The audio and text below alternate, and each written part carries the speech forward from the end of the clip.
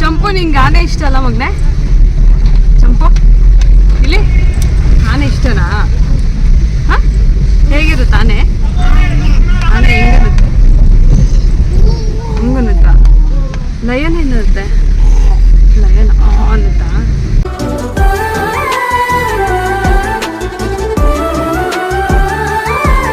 ನಮಸ್ತೆ ಎಲ್ರಿಗೂ, welcome back to Ramya Manugowda YouTube channel. ಇವತ್ತಿನ ವ್ಲಾಗಲ್ಲಿ ಮಕ್ಕಳನ್ನೆಲ್ಲ ಕರ್ಕೊಂಡು ಬನ್ನರ್ಘಟ್ಟಕ್ಕೆ ಹೋಗ್ತಾ ಇದ್ವಿ. ನನ್ನ ಮಕ್ಕಳು ಹಾಗೆ ನನ್ನ ಸಿಸ್ಟರ್ ಮಕ್ಕಳು ಎಲ್ಲರೂ ಕರ್ಕೊಂಡು ಪ್ರಾಣಿಗಳನ್ನ ತೋರಿಸೋಣ ಅಂತ ಹೋಗ್ತಾ ಇದ್ದೀವಿ. ಸೊ ನಮ್ಮ ಮನೇಲಿರೋರೇ ಎಲ್ಲ ಪ್ರಾಣಿಗಳ ಥರ ಮಿನಿ ಝೂ, ಈ ಝೂನ ಕರ್ಕೊಂಡು ಅಲ್ಲಿರೋ ಝೂ ಪ್ರಾಣಿಗಳನ್ನ ತೋರಿಸೋಣ ಅಂತ ಹೋಗ್ತಾ ಇದ್ದೀವಿ. ಫಸ್ಟೇ ಪ್ಲ್ಯಾನ್ ಮಾಡ್ಕೊಳ್ಳೋದೆಲ್ಲ ಫ್ಲಾಪ್ ಆಗುತ್ತೆ, ಸಡನ್ ಪ್ಲ್ಯಾನ್ಗಳೆಲ್ಲ ವರ್ಕೌಟ್ ಆಗುತ್ತೆ. ಸೊ ಹಿಂದಿನ ದಿನ ಸಡನ್ನಾಗಿ ಪ್ಲ್ಯಾನ್ ಮಾಡ್ಕೊಂಡಿದ್ದು ನೈಟ್ ಹೊರಡೋಣ ಅಂತ. ಸೊ ಮಾರ್ನಿಂಗ್ ಹೊರಟ್ವಿ. ವೀಕೆಂಡಲ್ಲಿ ಪ್ಲ್ಯಾನ್ ಮಾಡ್ಕೊಂಡಿದ್ವಿ, ತುಂಬ ಕ್ರೌಡ್ ಇತ್ತು. ನೀವು ಯಾರು ಪ್ಲ್ಯಾನ್ ಮಾಡಿದ್ರೆ ವೀಕ್ ಡೇಸಲ್ಲಿ ಹೋಗಿ. ಈ ಸಲ ಲಾಗಲ್ಲಿ ಫನ್ನಾಗಿ ಏನಾದರೂ ಮಾಡ್ಕೊಂಡು ಹೋಗೋಣ ಅಂತ ನಾನು ಬೈಕೆಲ್ಲ ತೊಗೊಂಡೋಗಿದ್ದೆ. ಆದರೆ ಗಾಳಿ ಇದರಿಂದ ಏನು ವಾಯ್ಸ್ಗಳ ಕ್ಲಾರಿಟಿನೇ ಇಲ್ಲ, ಆ ಥರ ಆಗೋಗ್ಬಿಟ್ಟಿದೆ ಮನೆಗೆ ಬಂದು ವಿಡಿಯೋಸ್ ನೋಡಿದ್ರೆ. ಸೊ ವಾಯ್ಸ್ ಓವರ್ ಕೊಡ್ತಾ ಇದ್ದೀನಿ. ಎಲ್ಲರೂ ಒಬ್ರಿಗೊಬ್ರು ಕಾಲು ಎಳ್ಕೊಂಡು ಹೋಗ್ತಾ ಇದ್ವಿ, ಯಾರ್ಯಾರು ಯಾವ ಪ್ರಾಣಿಗಳಿಗೆ ಹೋಲಿಸ್ಬೋದು ಅಂತೇಳಿ ಆ ಥರ ಕಾಮಿಡಿ ಮಾಡ್ಕೊಂಡು ಹೋಗ್ತಾ ಇದ್ವಿ. ಇನ್ನು ಬನ್ನರ್ಘಟ್ಟ ಬಯೋಲಾಜಿಕಲ್ ಪಾರ್ಕ್ ಅಂತ ಕರೀತಾರೆ. ಆ್ಯಕ್ಚುಲಿ ಅದು ನ್ಯಾಷನಲ್ ಪಾರ್ಕ್ ಪಕ್ಕ ಇರೋದು ಬಯೋಲಾಜಿಕಲ್ ಪಾರ್ಕ್ ಇದು. ಅದಕ್ಕೂ ಇದಕ್ಕೂ ಡಿಫ್ರೆನ್ಸ್ ಏನಂತಂದರೆ ಪಬ್ಲಿಕ್ಗೆ ಅಲೋ ಇರಲ್ಲ ನ್ಯಾಷನಲ್ ಪಾರ್ಕಲ್ಲಿ. ಇದು ಬಯೋಲಾಜಿಕಲ್ ಪಾರ್ಕ್ ಅಂತ ಏನಕ್ಕೆ ಹೆಸರಿಟ್ಟಿದ್ದಾರೆ ಅಂತಂದರೆ ಪ್ರಾಣಿಗಳಿಗೆ ಹೆಲ್ತ್ ಕೇರ್ ಹಾಗೆ ಫೀಡಿಂಗ್ ಎಲ್ಲ ಮ್ಯಾನೇಜ್ ಮಾಡ್ತಾರೆ ಇಲ್ಲಿ. ಹಾಗೆ ಎಜುಕೇಷನ್ ಮತ್ತು ರಿಸರ್ಚ್ ಪರ್ಪಸ್ಗೆ ಅಂತ ಇದಿರೋದು. ಸೊ ಇದನ್ನು ನ್ಯಾಷನಲ್ ಬನ್ನರ್ಘಟ್ಟ ಬಯೋಲಾಜಿಕಲ್ ಪಾರ್ಕ್ ಅಂತ ಕರೀತಾರೆ. ಹಿಂದಿನ ದಿನನೇ ಟಿಕೆಟ್ ಬುಕ್ ಮಾಡ್ಕೊಂಡು ಹೋಗೋಣ ಅಂತ ಅಂದ್ಕೊಂಡ್ವಿ. ಪರವಾಗಿಲ್ಲ, ಅಲ್ಲೇ ಹೋಗಿ ಮಾಡೋಣ ಅಂತ ಹೋದ್ವಿ. ಬೇಗ ಹೋದಷ್ಟು ಒಳ್ಳೆಯದು, ಯಾಕಂದರೆ ಬೇಗ ಹೋದರೆ ಸಫಾರಿ ಮುಗಿಸ್ಕೋಬೋದು. ಪ್ರಾಣಿಗಳೆಲ್ಲ ಹೊರಗಡೆ ಬಂದಿರುತ್ತೆ, ಸೊ ನೋಡೋದಕ್ಕೂ ಚೆನ್ನಾಗಿರುತ್ತೆ ಅಂತೇಳಿ ನಾವು ಬೇಗ ಹೋಗೋಣ ಅಂತ ಹೊರಟ್ವಿ. ಆದರೆ ಮಕ್ಕಳನ್ನೆಲ್ಲ ರೆಡಿ ಮಾಡಿ ಅವ್ರನ್ನ ಕರ್ಕೊಂಡು ಹೋಗೋಷ್ಟರಲ್ಲಿ ಸ್ವಲ್ಪ ಲೇಟೇ ಆಯಿತು. ಇನ್ನು ವೀಕೆಂಡ್ ಮತ್ತು ಸ್ಪೆಷಲ್ ಹಾಲಿಡೇಸ್ ಇರುತ್ತಲ್ಲ, ಆ ಟೈಮಲ್ಲಿ ಹೋಗ್ಬಿಟ್ರೆ ಅಲ್ಲಿ ಸಿಕ್ಕಾಪಟ್ಟೆ ಕ್ರೌಡ್ ಇರುತ್ತೆ. ಬೆಟರ್ ಏನಂತಂದರೆ ವೀಕ್ ಡೇಸಲ್ಲಿ ಮಕ್ಳಿಗೆ ಒಂದಿನ ರಜೆ ಹಾಕ್ಸಿದ್ರು ಪರವಾಗಿಲ್ಲ, ವೀಕ್ ಡೇಸಲ್ಲಿ ಹೋದರೆ ಫ್ರೀ ಇರುತ್ತೆ, ಆರಾಮಾಗಿ ನೋಡ್ಕೊಂಡು ಬರ್ಬೋದು. ವೀಕೆಂಡ್ ಹೋದರೆ ಸಿಕ್ಕಾಪಟ್ಟೆ ಕ್ರೌಡ್ ಇರುತ್ತೆ. ನಾವು ಹೋದಾಗಲೂ ಅಷ್ಟೇ ತುಂಬಾ ಕ್ರೌಡ್ ಇತ್ತು. ಬಸ್ ರೂಟ್ ಎಲ್ಲ ಇದೆ ಬನ್ನರ್ಘಟ್ಟಗೆ, ಮೆಜೆಸ್ಟಿಕ್ಕಿಂದ ಡೈರೆಕ್ಟ್ ಬಸ್ಸಸ್ ಎಲ್ಲ ಇದೆ. ಸೊ ಒನ್ ಡೇ ಟ್ರಿಪ್ ಯಾರು ಪ್ಲ್ಯಾನ್ ಮಾಡ್ತಿದ್ರೆ ಮಕ್ಕಳಿಗೆ ಪ್ರಾಣಿಗಳನ್ನೆಲ್ಲ ತೋರಿಸ್ಬೇಕು ಅಂತಿದ್ರೆ ಖಂಡಿತ ಹೋಗ್ಬೋದು. ಹಾಗೆ ನೀವು ಮನೆಯಿಂದ ಏನಾದರೂ ಅಡುಗೆ ಮಾಡ್ಕೊಂಡ್ಬಂದು ಅಲ್ಲೂ ಕೂಡ ತಿನ್ಬೋದು, ತೊಗೊಂಡೋಗಿ. ಅದಕ್ಕೂ ಅಲೋ ಮಾಡ್ತಾರೆ, ಬಟ್ ಪ್ಲಾಸ್ಟಿಕ್ಸ್ ಮಾತ್ರ ಅಲೋ ಮಾಡಲ್ಲ ಅಷ್ಟೇ. ಇನ್ನು ಲಗ್ಗೇಜ್ ಕೌಂಟರ್ ಕೂಡ ಇರುತ್ತೆ. ಕ್ಲಾಕ್ ರೂಮ್ ಅಂತ ಇದೆ, ಅಲ್ಲಿ ನೀವೇನಾದ್ರು ಲಗ್ಗೇಜ್ನ ತೊಗೊಂಡೋಗಿದ್ರೆ ಇಷ್ಟು ಪೇ ಮಾಡಿಬಿಟ್ಟು ಲಗ್ಗೇಜ್ನ ಇಟ್ಟು ಕೂಡ ನೀವು ಒಳಗಡೆ ಹೋಗ್ಬೋದು. ಇಲ್ಲಿ ಬನ್ನರ್ಘಟ್ಟ ಬಯೋಲಾಜಿಕಲ್ ಪಾರ್ಕಲ್ಲಿ ಏನೇನಿದೆ ಅಂತಂದರೆ ಝೂ ಇದೆ, ಸಫಾರಿ ಇದೆ, ಹಾಗೆ ಬಟರ್ಫ್ಲೈ ಪಾರ್ಕ್ ಇದೆ. ಜಸ್ಟ್ 1.5 hour ಜರ್ನಿ ಆಗುತ್ತೆ. ನೈಸ್ ರೋಡಲ್ಲಿ ಹೋದರೆ ಇನ್ನೂ ಬೇಗನೆ ರೀಚ್ ಆಗ್ತೀವಿ, 3/4 ಗಂಟೆ ಎಲ್ಲ ಸಾಕು. ಆದರೆ ಅಲ್ಲಿ ಬನ್ನರ್ಘಟ್ಟ ಹತ್ತಿರ ಬರ್ತಾ ಬರ್ತಾ ಟ್ರಾಫಿಕ್ ಜಾಮ್ ಆಗಿರುತ್ತೆ, ಅಲ್ಲಿ ಸ್ವಲ್ಪ ಜಾಮಲ್ಲಿ ಸಿಗಾಕೊಂತೀವಿ. ಅದು ಹಾಲಿಡೇಸ್ ಬೇರೆ ಇತ್ತಲ್ಲ, ತುಂಬ ಜನ ಅಲ್ಲೇ ಹೋಗ್ತಾ ಇದ್ರು ಅನಿಸುತ್ತೆ, ಇಲ್ಲೇ ಜಾಮ್ ಆಗಿತ್ತು. ಇಲ್ಲಿ ಟ್ಯೂಸ್ಡೇ ವೀಕ್ ಆಫ್ ಇರುತ್ತೆ, ಇನ್ನು ಎವ್ರಿ ಡೇ ಓಪನ್ ಇರುತ್ತೆ. ಸೊ ಆನ್ಲೈನಲ್ಲಿ ಟಿಕೆಟ್ ಬುಕ್ ಮಾಡ್ಕೊಳ್ಳೋರು ಮಾಡ್ಕೋಬೋದು. ಯಾವಾಗಾದ್ರೂ ಕ್ರೌಡ್ ಇರೋ ಟೈಮಲ್ಲಿ ನೀವು ಹೋದರೆ ಆನ್ಲೈನಲ್ಲಿ ಬುಕ್ ಮಾಡ್ಕೊಳ್ಳೋದು ಬೆಟರ್. ಇಲ್ಲಾಂತಂದರೆ ಅಲ್ಲೇ ಹೋಗಿ ಕೂಡ ಟಿಕೆಟ್ ತೊಗೋಬೋದು. ದೊಡ್ಡವರೆಲ್ಲ ಮನೆಯಲ್ಲೇ ಬ್ರೇಕ್ಫಾಸ್ಟ್ ಮಾಡ್ಕೊಂಡು ಹೊರಟಿದ್ವಿ. ಇನ್ನು ಮಕ್ಕಳು ಯಾರೂ ಸರಿಯಾಗಿ ತಿಂದಿರಲಿಲ್ಲ, ಸೊ ಅವ್ರಿಗೆ ಸ್ವಲ್ಪ ಬ್ರೇಕ್ಫಾಸ್ಟ್ನ ರೆಡಿ ಮಾಡ್ಕೊಂಡು ಹೋಗಿದ್ವಿ. ಇಡ್ಲಿ ಅಲ್ಲೇ ಕಾರಲ್ಲಿ ಪಾರ್ಕಿಂಗ್ ಮಾಡಬೇಕಾದ್ರೆ ತಿನ್ನಿಸ್ಕೊಂಡು ಆಮೇಲೆ ಅಲ್ಲಿಂದ ನಾವು ಪಾರ್ಕ್ ಕಡೆ ಹೊರಟ್ವಿ. ನಾನಿಲ್ಲೊಂದು 3 ಸಲ ಹೋಗಿದ್ದೀನಿ ಅನಿಸುತ್ತೆ ಬನ್ನರ್ಘಟ್ಟಗೆ. ಚಿಕ್ಕವಳಿದ್ದಾಗ ನಮ್ಮ ಚಿಕ್ಕಮ್ಮ, ಚಿಕ್ಕಪ್ಪ ಹಾಗೆ ನನ್ನ ತಮ್ಮ, ನನ್ನ ತಂಗಿ ಈ ಥರ ಎಲ್ಲ ಹೋಗಿದ್ವಿ. ಆವಾಗ ಬಸ್ಸಲ್ಲಿ ಹೋಗಿದ್ವಿ, ಏನೋ ಬಾಕ್ಸ್ ಕಟ್ಕೊಳೋದು ಇನ್ನೂ ನೆನಪಿದೆ ನನಗೆ. ಅದಾದಮೇಲೆ ಮತ್ತೆ ಕಾಲೇಜ್ ಡೇಸಲ್ಲೂ ಹೋಗಿದ್ದೆ. ಆಮೇಲೆ ನನ್ನ ಮಗಳಿಗೆ ತೋರಿಸೋದು ಕರ್ಕೊಂಡು ಹೋಗಿದ್ದೆ. ಸೊ ಇವಾಗ ನನ್ನ ಮಗಂಗೆ ತೋರಿಸೋದು ಕರ್ಕೊಂಡು ಹೋಗ್ತಾ ಇದ್ದೀವಿ. ಎಂಟ್ರಿ ಆಗ್ತಿದ್ದಂಗೆ ಇಲ್ಲಿ ಕಲರ್ಫುಲ್ಲಾಗಿ ಎಷ್ಟೊಂದು ಐಟಮ್ಸ್ಗಳೆಲ್ಲ ಸೇಲ್ ಮಾಡ್ತಿರ್ತಾರೆ. ಹ್ಯಾಟ್ಗಳು, ಮಕ್ಕಳಿಗೆ ಟಾಯ್ಸ್ಗಳು, ಹಾಗೆ ಸನ್ಗ್ಲಾಸಸ್ ಎಲ್ಲ ತುಂಬ ನೋಡೋಕ್ಕೆ ಒಂದು ಖುಷಿ ಆಗ್ತಿರುತ್ತೆ. ತುಂಬ ವೆಹಿಕಲ್ಸ್ ಬಂದಿತ್ತು, ತುಂಬ ಜನ ಬಂದಿದ್ದರು. ಹಾಲಿಡೇಸ್ ಬೇರೆ ಇರುತ್ತಲ್ಲ ವೀಕೆಂಡಲ್ಲಿ ತುಂಬಾ ಕ್ರೌಡ್ ಇತ್ತು. ಅಲ್ಲಿ ಪಾರ್ಕಿಂಗಿಗೂ ಅಷ್ಟೇ ಎಷ್ಟು ಜನ ವೆಹಿಕಲ್ಸ್ ನಿಲ್ಲಿಸಿದ್ರು ಅಂತಂದರೆ ನಮಗೆ ನಮ್ಮ ವೆಹಿಕಲ್ ಹಾಕೋದಕ್ಕೆ ಯಾವುದೋ ಮೂಲೆಗೆ ತೊಗೊಂಡೋಗಿ ಜಾಗ ಏನು ತುಂಬ ಇದ್ದಾವೆ, ಪಾರ್ಕ್ ಮಾಡೋದಕ್ಕಂತೂ ತುಂಬಾ ಇದೆ. 4 ವೀಲರ್ಸ್ನೆಲ್ಲ 50 ರುಪೀಸ್ ಏನೋ ಚಾರ್ಜ್ ಮಾಡ್ತಾರೆ, 2 ವೀಲರ್ಸ್ಗೇನೋ 30 ರುಪೀಸ್ ಎಲ್ಲ ಚಾರ್ಜ್ ಮಾಡ್ತಾರೆ. ಸೊ ಎಲ್ಲಿ ಸ್ಪೇಸ್ ಇತ್ತು ಅಲ್ಲಿ ಲಾಸ್ಟಲ್ಲಿ ತೊಗೊಂಡೋಗಿ ಹಾಕಿದ್ವಿ. ಆಮೇಲೆ ನಮ್ಮ ಕಾರ್ ಎಲ್ಲಿದೆ ಅಂತ ಹುಡ್ಕೋ ಥರ ಆಗಿತ್ತು, ಅಷ್ಟು ವೆಹಿಕಲ್ಸ್ನ ಪಾರ್ಕ್ ಮಾಡಿ. ನಮ್ಗೆ ಅಲ್ಲಿ ಹೋದ್ಮೇಲೆ ಅನಿಸ್ತು ಟಿಕೆಟ್ನ ನಾವು ಆನ್ಲೈನಲ್ಲೇ ಬುಕ್ ಮಾಡ್ಕೋಬೋದಿತ್ತಲ್ಲ ಅಂತ. ಯಾಕಂದರೆ ಅಷ್ಟೊಂದು ಕ್ರೌಡ್ ಇದೆಯಲ್ಲ, ಇನ್ನಲ್ಲಿ ಟಿಕೆಟ್ ಕೌಂಟರ್ ಹತ್ರ ಎಷ್ಟು ಕ್ಯೂ ಇರುತ್ತೋ ಅಂತ. ಬಟ್ ಓಕೆ, ಮಾಡ್ಕೋಬೋದಿತ್ತು. ಸೆಲ್ಫ್ ಟಿಕೆಟ್ ಕೌಂಟರ್ಸ್ ಎಲ್ಲ ಇತ್ತು, ಅಲ್ಲಿ ಫೋನ್ಪೇ ಮಾಡ್ಕೋಬೋದಿತ್ತು. ಸೊ ಮಾಡ್ಕೊಂಡು ನಾವು ಹೋದ್ವಿ ಕಾರ್ನ ಪಾರ್ಕ್ ಮಾಡಿ.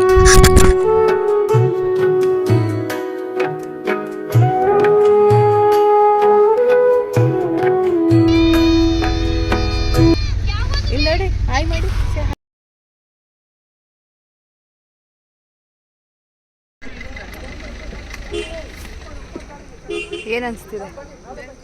ತುಂಬ ಖುಷಿ ಆಗ್ತಿದೆ. ವೀಕೆಂಡ್ ಬಂದಿರೋದು ಏನು ಅನಿಸ್ತಿದೆ ಅಂತ ಕೇಳ್ತೀರಾ? ತುಂಬ ಖರ್ಚಾಗ್ತಿದೆ ಅನಿಸ್ತಿದೆ.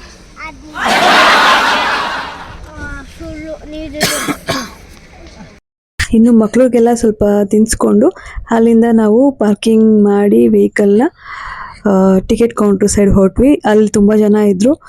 ಸೊ ಅಲ್ಲಿ ಟಿಕೆಟ್ ಯಾವ ಥರ ಇರುತ್ತೆ ಅಂತಂದರೆ, ಬರೀ ನೀವು ಝೂ ಅಷ್ಟೇ ನೋಡ್ತೀವಿ ಅಂತಂದರೆ 100 ಆ ಥರ ಚಾರ್ಜ್ ಮಾಡ್ತಾರೆ, 100 150 ಅಷ್ಟೇ. ಇನ್ನು ಕಾಂಬೋ ಪ್ಯಾಕ್ ಇರುತ್ತೆ, 400 ರುಪೀಸು ಅಡಲ್ಟ್ಗೆ ಚಾರ್ಜ್ ಮಾಡ್ತಾರೆ. ಸೊ ಅದರಲ್ಲೇನಿರುತ್ತೆ ಅಂತಂದರೆ ಝೂ ಹಾಗೆ ಸಫಾರಿ ಎರಡೂ ಇನ್ಕ್ಲೂಡ್ ಆಗಿರುತ್ತೆ. ಅದರಲ್ಲಿ AC ಬಸ್ ಇದೆ, ನಾನ್ AC ಬಸ್ ಇದೆ, ಹಾಗೆ ಜೀಪ್ ಇದೆ. ಈ ಥರ ಬೇರೆ ಬೇರೆ ವೆಹಿಕಲ್ಸ್ ಇದೆ. ಬೇರೆದಕ್ಕೆ ಬೇರೆ ಬೇರೆ ಥರ ವೇರಿ ಆಗುತ್ತೆ ಅಮೌಂಟು. ಕ್ರೌಡ್ ಇದ್ದಾಗ ಹೋದರೆ ಅಲ್ಲಿ ಎಲ್ಲದಕ್ಕೂ ಒಂಥರ ಇರಿಟೇಟ್ ಆಗ್ತಾ ಇರುತ್ತೆ. ಯಾಕಂತಂದರೆ ಎಲ್ಲದಕ್ಕೂ ವೆಯ್ಟ್ ಮಾಡ್ತಾ ಕೂತ್ಕೋಬೇಕು, ಟಿಕೆಟಿಂದ ಹಿಡ್ದು. ಮತ್ತು ಸಫಾರಿಗೆ ಹೋಗ್ಬೇಕಂದ್ರೂ ಅಷ್ಟೇ, ಅಲ್ಲೂ ಕೂಡ ವೆಯ್ಟ್ ಮಾಡ್ತಾ ಕೂರಬೇಕು. ಬೆಟರ್ ನೀವು ವೀಕ್ ಡೇಸಲ್ಲಿ ಹೋದರೆ ಚೆನ್ನಾಗಿರುತ್ತೆ ಅಂತ ನನ್ನ ಸಜೆಷನ್. ಟಿಕೆಟ್ ಕೌಂಟ್ರ್ ಹತ್ರ ಎಷ್ಟು ಜನ ಇದ್ರು ನೋಡಿ, ತುಂಬ ಜನ ಇದ್ದರು. ನಾವು ಹೋದ್ಮೇಲೆ ಕೂಡ ತುಂಬ ಜನ ಹಿಂದೆ ಬರ್ತಾನೆ ಇದ್ದರು.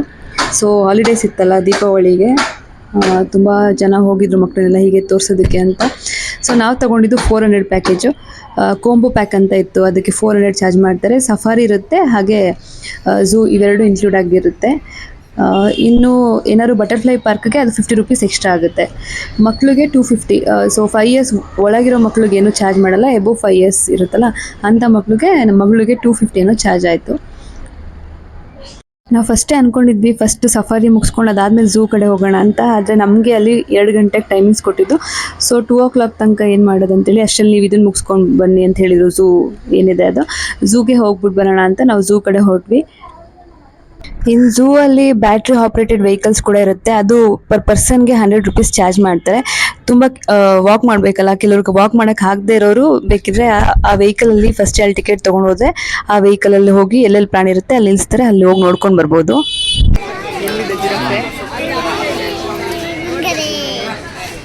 ಅಲ್ಲಿ ಹಾಯ್ ಮಾಡು, ಹಾಯ್.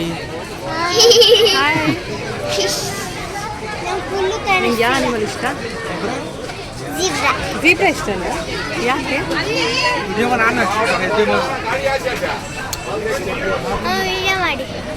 ಮಕ್ಕಳು ಅನಿಮಲ್ಸ್ ನೋಡೋದಕ್ಕೆ ತುಂಬ ಕ್ಯೂರಿಯಸ್ ಆಗಿದ್ರು. ಎಲ್ಲ ಅನಿಮಲ್ಸ್ನು ಡೀಪಾಗಿ ನೋಡ್ತಾ ಇದ್ರು, ಕಲರ್ಸ್ ಎಲ್ಲ ಐಡೆಂಟಿಫೈ ಮಾಡಿ, ಹಾಗೆ ಅನಿಮಲ್ಸ್ನು ಕೂಡ ಐಡೆಂಟಿಫೈ ಮಾಡ್ತಾ ಇದ್ರು. ಅವ್ರಿಗಂತೂ ತುಂಬ ಖುಷಿನೇ ಆಯಿತು. ನಮ್ಗೇನಾದ್ರು ಟಯರ್ಡ್ ಆಗಿ ಆ ಕಡೆ ಹೋಗೋದು ಬೇಡ ಅಂತಂದರೆ ಅಲ್ಲೆಲ್ಲೂ ಸ್ಕಿಪ್ ಮಾಡೋಕ್ಕೆ ಬಿಡ್ತಾ ಇರಲಿಲ್ಲ.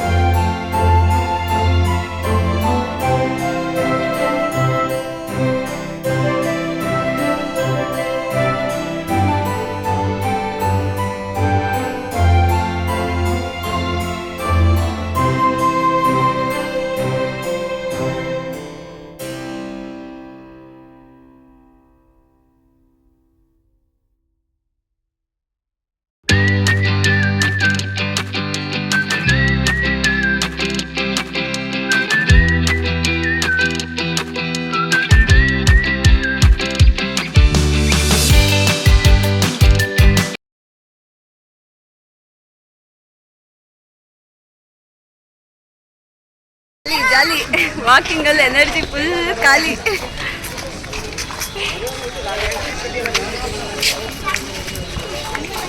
ಹೇಗಿತ್ತು? ಚೆನ್ನಾಗಿತ್ತು. ಅನಿಮಲ್ಸ್ ಎಲ್ಲ ನೋಡಿ ಹಂಗೆ ನಡೆಯೋದು ಸ್ವಲ್ಪ ಕಷ್ಟ ಅನಿಸ್ತು.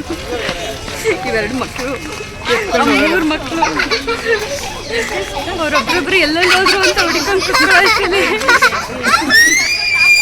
ಅರ್ಧ ಜೀವ ಹೋಗಿ ವಾಪಸ್ ಬಂದಿದೆ. ಬಾಯ್ ಬಾಯ್. ಒಂದು ವೀಕೆಂಡಲ್ಲಿ ಅಥವಾ ವೀಕ್ಡೇಸಲ್ಲಿ ಬಂದರೆ ಬೆಸ್ಟು, ಯಾಕಂದರೆ ಜನ ಇರಲ್ಲ ಅನಿಸುತ್ತೆ. ವೀಕೆಂಡಲ್ಲಿ ಹಾಲಿಡೇಸಲ್ಲಿ ಯಾವತ್ತೂ ಪ್ಲ್ಯಾನ್ ಮಾಡಬೇಡಿ. ಎಲ್ಲ ಜನ ಪಿತಿ ಪಿತಿ ಅಂತಿದ್ದಾರೆ. ಜನ ನೋಡೇ ಅರ್ಧ ನಮಗೆ ಎನಿಮಲ್ಸ್ ಯಾರು ಜನ ಯಾರು ಅಂತ.